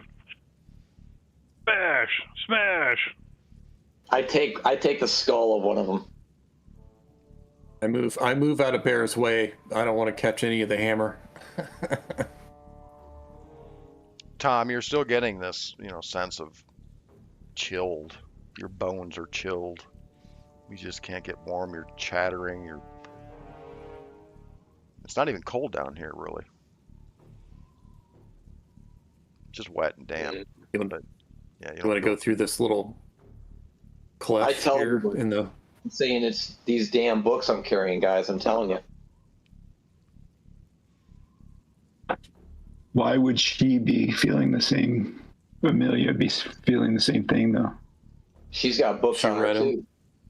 She read. She didn't. No, I think she read the Hot House Papers, didn't she? Yeah, she looked at them. And so did I. She read from that. Yeah. This crack in the wall here, Lee, is not something that you can kind of squeeze through, but with a little stonework, you might be able to break your way through it and enlarge. Yeah, man. He grabs a sledgehammer and goes to work, man. Jimmy goes to work. It doesn't take you long. You break away the rock, and now the passage is large enough for someone to squeeze through, certainly. And as you look out there, Jimmy, you kind of put your lantern out in front of you, right, and you're looking out. You can see this ledge right here. Here, let me change this. There's a ledge here. And beyond this ledge is a sheer drop-off into this huge cavern. But to your right are these stone stairs, these carved stone stairs winding down into the cavern. To your south, I'm just going to kind of give you a view because you're peeking out of here. In your south, you can see down below, it's about a 60-foot drop to the floor. The ceiling's so high, you can't even see the ceiling in this place, Jimmy.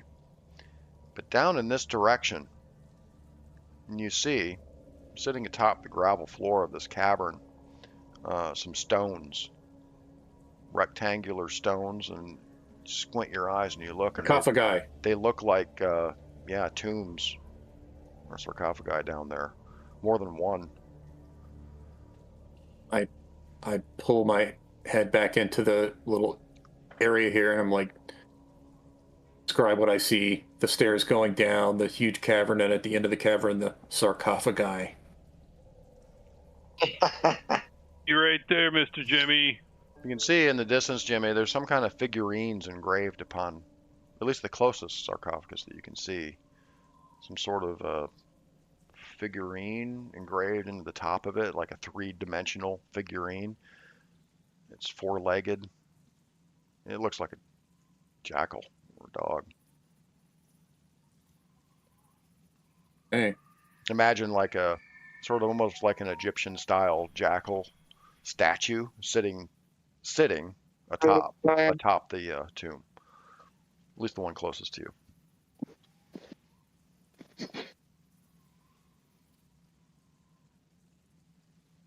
More signs of bats in here as well. As a matter of fact, as you step out onto the ledge, Jimmy, to get a closer look below you, you hear some fluttering of wings above you. And you look up, and you see the reflections in the eyes of bats up there.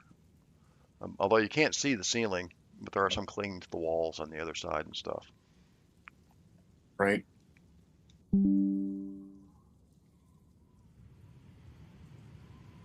Okay. I'll strike a flare and set it there at the top of the staircase. Okay.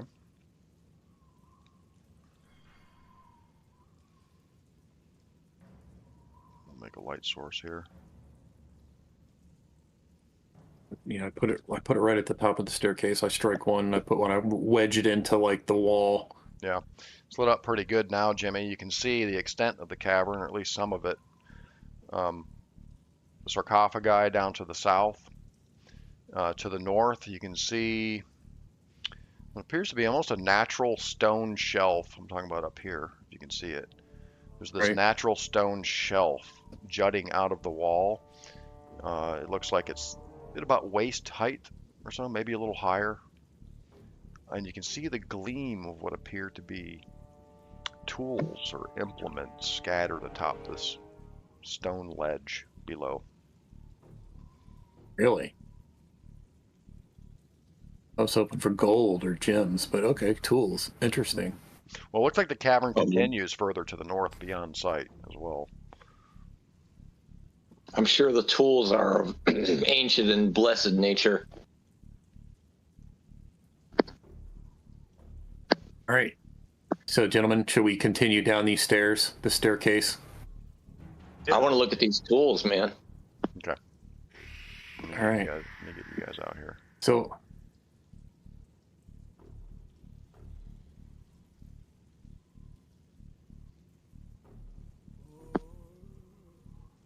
All right. Jimmy, as you descend, the stairs are a little tricky. They're a little slick. It's kind of slow going. You can see a little more of the extent of the cavern up here. All you guys should be able to see this. The cavern kind of narrows a little bit up here further to the north. But clearly you can see these tools or implements on this table. We're just going to put it down here at the bottom of the stairs now. Again, you can hear the waves crashing still in the distance. From here, they appear to be knives, saws, all manner of things for cutting and snipping. butchering tools. They look like butchering or surgical tools. Yeah. Although they have decayed. You know, some of the tools are pitted and broken, and they've been sitting there for a very long time. And getting a closer look at it, you can see the dark stains all over the table. Dark red stains.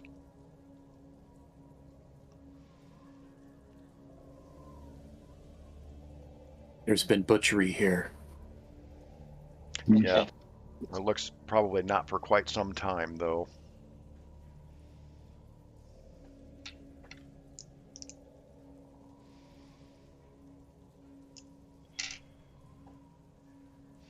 To your north, We the cavern appears to go on up here.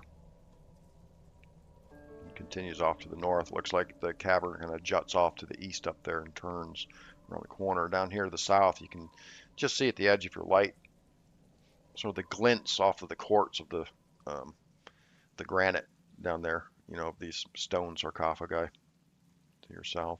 okay. Before we go any farther, who's got the best throw skill? Not me. I know that for sure. Yeah, I don't Does think anybody? It's been coming up a lot lately. We have I some don't throw think any of us deficiencies. have points in Yeah. the throw. I have a 45 in throw. Oh, Walter just has you're our the best. default 20. Okay. I can't. It's not going to come down to the throw skill, Far I as- hope. I'm just saying, as far as like throwing dynamite, or throwing gasoline or throwing anything like that, we should probably pause here for a second and think about what we're going to do before we walk down the sarcophagi. The cans of gasoline, right? We've got the flares. Everybody's got a stick of dynamite, correct? Yes, I or think more. everybody does. Okay. All right.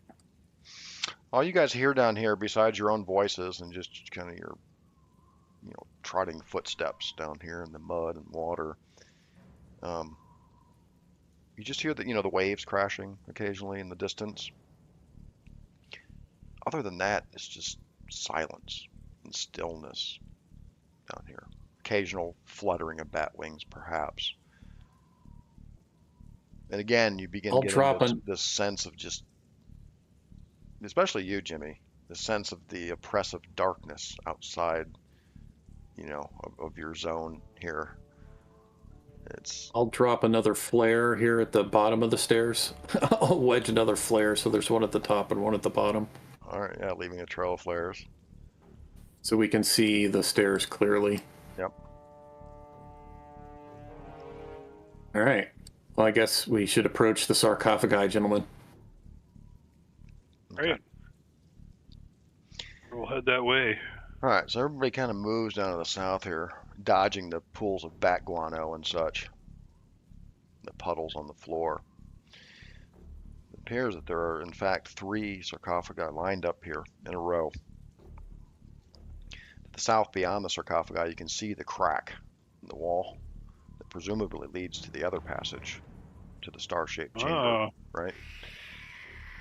Now, the 2 sarcophagi in the ends of the row have these statues carved right out of the granite of really Egyptian style, very long-eared, pointy-eared, almost stylized images of jackals sitting in a sitting position. Anubis.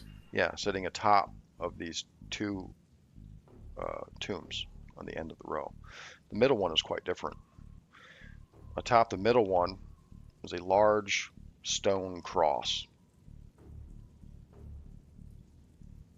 like an upright, almost like a old Norwegian type cross with engravings in it, fancy engravings of leaves and stuff like that.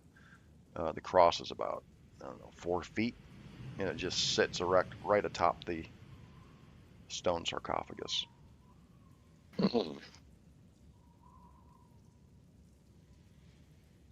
A Christian buried here. Is that to ward off evil? Oh, wait. Right, because I'm a Mason. No. It is. Yeah, they put a cross on there to keep her in there, keep her trapped.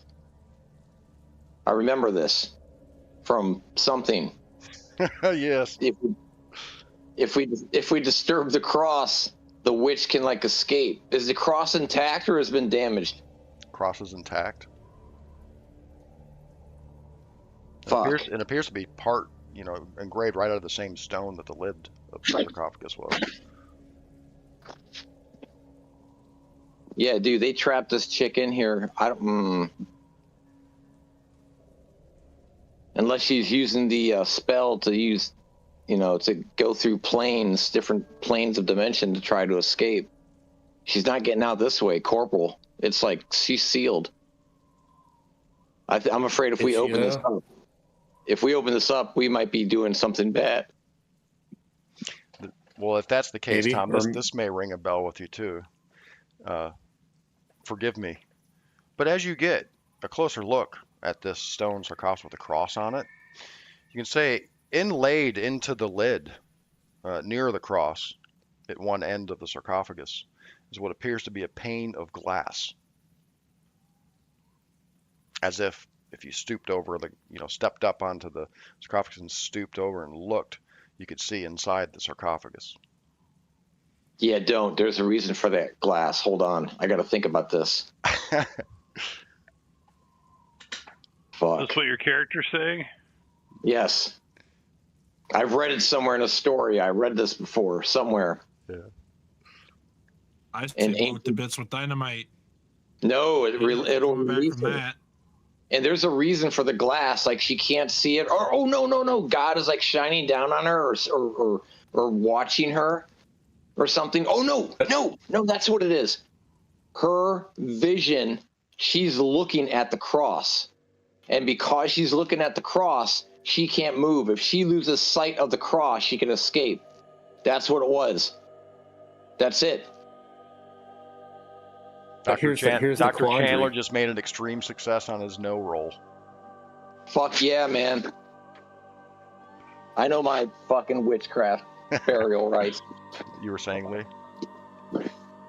Well, the quandary is, okay, so if she's truly confined, then what's all these effects?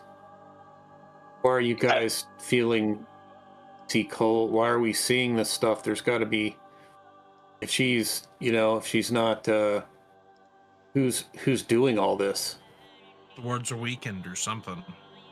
So, Sean, I look inside, but Yeah. I do not break the eyesight between the eyes and her eyes and the cross. I'd like peek over the edge to see if I can see her body. Amelia's curiosity gets the better of her as well, Dr. Chandler. I stop it. She crawls up on the sarcophagus with you. No! Chandler No! pushes her away. Too late. Pushes her away. Too late. So Chandler, you turn, you look at the pane of glass. And indeed, you can see inside the sarcophagus, not quite what you expected. You would expect to maybe see, an emaciated corpse or something, right? But no, you don't. What you see is what appears to be a stone or metal mask. It's demonic in shape. It has these weird proportions, almost animalistic looking. And it has these two very large fangs protruding from the bottom of it. And of course, where it's located in the sarcophagus, it looks like it's a death mask, of something that would be on the corpse itself, as if there is a corpse in there, its face is covered with this mask. I think there's a reason for that, too. Oh, shit.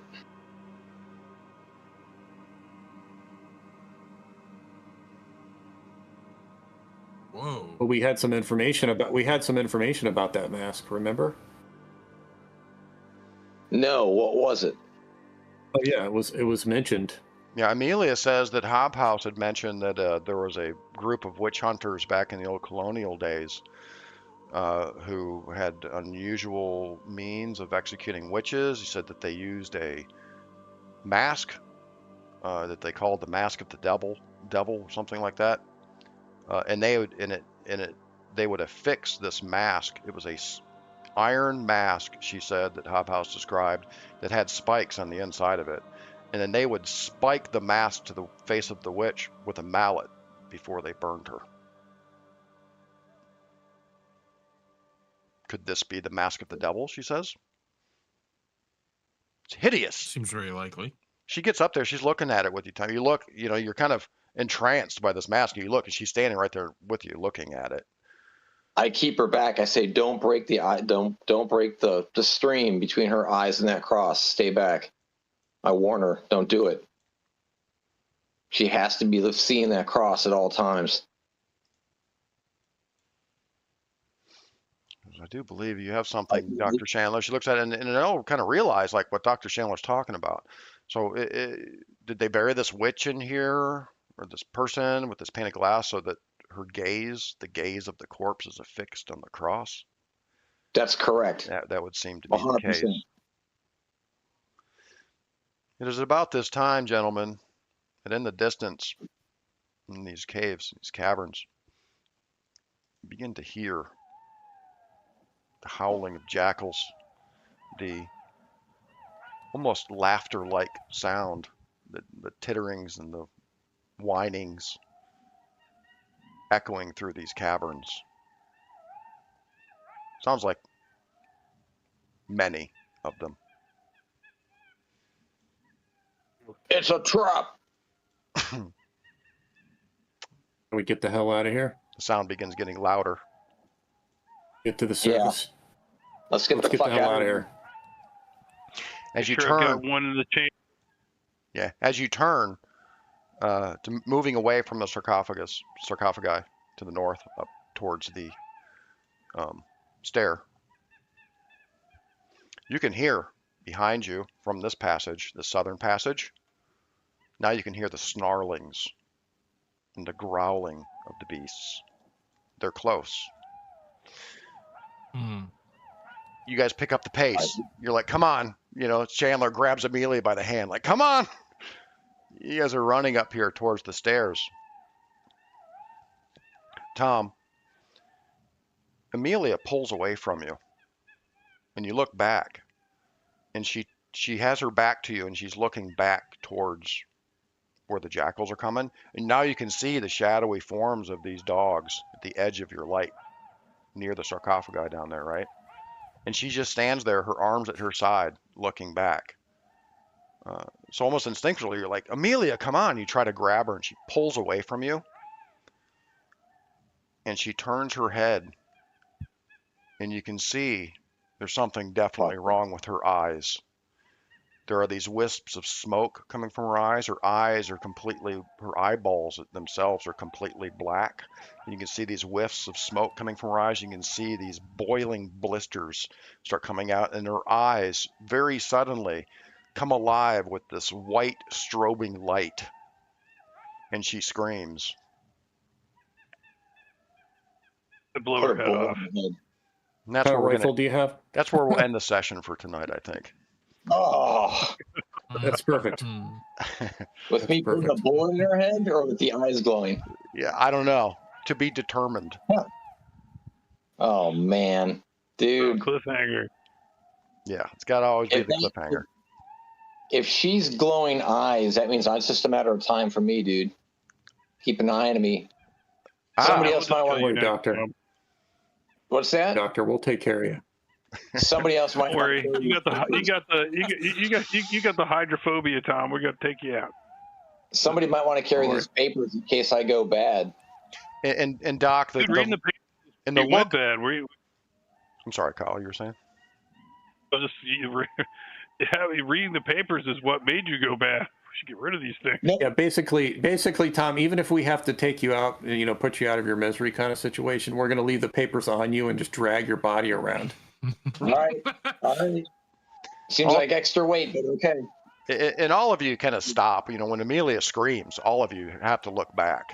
And you see her transformed figure, and it's rather shocking and horrifying, Dr. Chandler. You can see her face is contorted in this horrible. It's just she's in just sheer terror. This poor girl. And her hands go up to her face, and she starts like kind of clawing at her face with her hands, and her head, her neck begins spasming, and it's just horrifying. The thing that comes to Chandler's mind, I guess, given your statement there, Tom, is like, oh, I'm sorry, Amelia, it should have been me, kind of a thing, like, oh God. So yeah, that's where we'll leave things off. Happen. All right. Things happen when you're fighting witches. Mr. Wilcox knew these things were dangerous. Shit. Wick. Or Wilkes. Wick. I'm not sure how effective the mask and the cross and all that is. What the hell? If she had spells that got her to the dream worlds and got her to cross dimensions, she may not be here in corporal form or non-corporal, whatever. You know what I'm saying?